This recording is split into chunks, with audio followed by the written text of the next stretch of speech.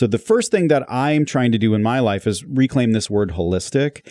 A lot of people, when you say holistic pharmacist, people's heads explode. Because how could you be holistic and then promote medications? How could you be holistic and say COVID vaccines are good?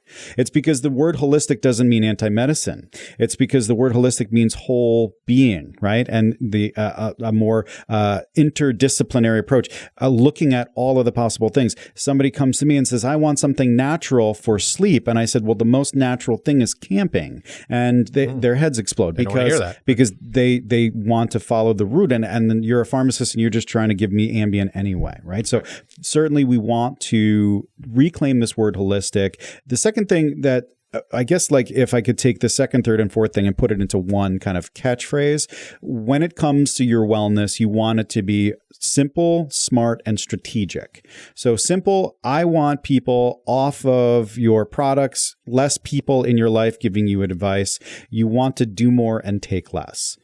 You want it to be smarter in that it's evidence-based. Conversation today at the pharmacy with somebody who wanted to take omega-3, which comes up a lot because it's considered one of my vital five. And the connection between taking a product and getting the right dose. That's a really interesting thing. A lot of people don't think about that. Oh, I have to have a specific dose of a fish oil. So we want when we interact with supplements, we want to make sure we're getting, or even any of the health and wellness, we want to make sure that it's evidence-based. Mark's not doing specific exercises that isn't proven to be beneficial. For thousands of years. Right. The body weight exercises that I do is stretching that has been done for thousands of years by people smarter than me who've had awesome lives. And so that's what I want for you. I want you to have that same thing. So we want you to know how much buy-in and energy you should be giving to something based on the amount of evidence that's available for it. That's what being smarter about your wellness journey is. And then the fourth one is the one that I'm tying my wagon to, I guess, is being strategic. So I'm a supplement strategist at heart. I want people to use their supplements in a strategic manner. What's the plan? What's the system? So that way, when Bob or Jim or whoever is in your life that has three-letter words,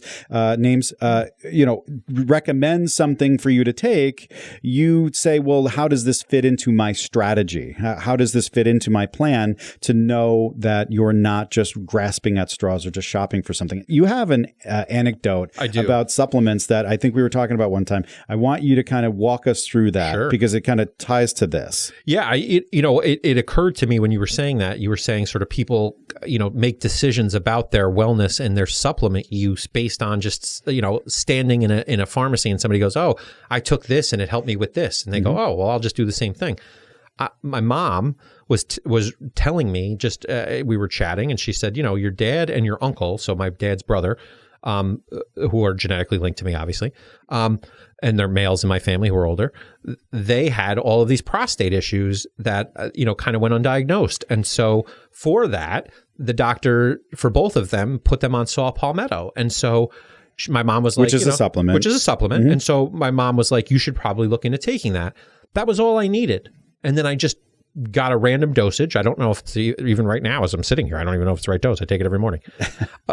It was immediately effective and it's been great for me and it's really helped me. But it was trial and error. Like I didn't ask my friend Neal, who's an actual holistic pharmacist, should I take saw palmetto? I just started pouring them in my face. And so how does that fit with the other, like I take bariatric surgery vitamins as part of my regimen. So I didn't say, hey, how's this saw palmetto going to interact with the 500 other vitamin things I got to take in a day? I didn't think about it at all. I just said, well, my mom said I should take it and it helped the other old dudes in my family. So I'll just do it.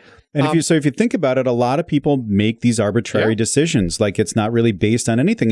And so while, sure, I've recommended saw palmetto before, I also know the other side of things, that if you don't loop your doctor into the idea that you're taking something that changes your body in a way that could be too effective, right? I have the famous patient story that I have is, anytime somebody comes in to get any supplement, specifically ones that work very well, I'll say, make sure you loop your doctor into the conversation because you don't want to mask something bad.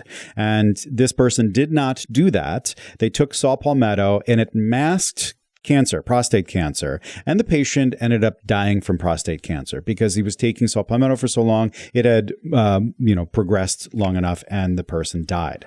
And so there goes my saw palmetto plan. That's a dramatic example that is super dramatic of what the bad could be when we're using supplements. We're arbitrarily starting pharmacologically active things. And we're not even talking about the fact that your saw palmetto brand, I don't know what it is, but it could potentially be contaminated with heavy metals, or it could have, pharmacologic agents in there. Some of these companies, in order to make them effective, will put in drugs, and that's big in the sports category, right? So like you see that a lot, all the protein shakes, like, how do I get so big? It's because it's got horse testosterone in there or whatever, right? I wish they'd put horse testosterone in my saw palmetto. That'd be fantastic. Yeah, your poor wife. Oh man, she wouldn't be ready for any of that. She's already got to deal with all this. I mean, it's too much. It is a lot. It's a lot. I'm glad that it's mostly audio for some people. Yes, you didn't see the flexing I just did. It was obnoxious. So I want people, when they're making any health and wellness decisions, to stop making them like we're picking a restaurant on vacation, right? We're not reading reviews on, TripAdvisor.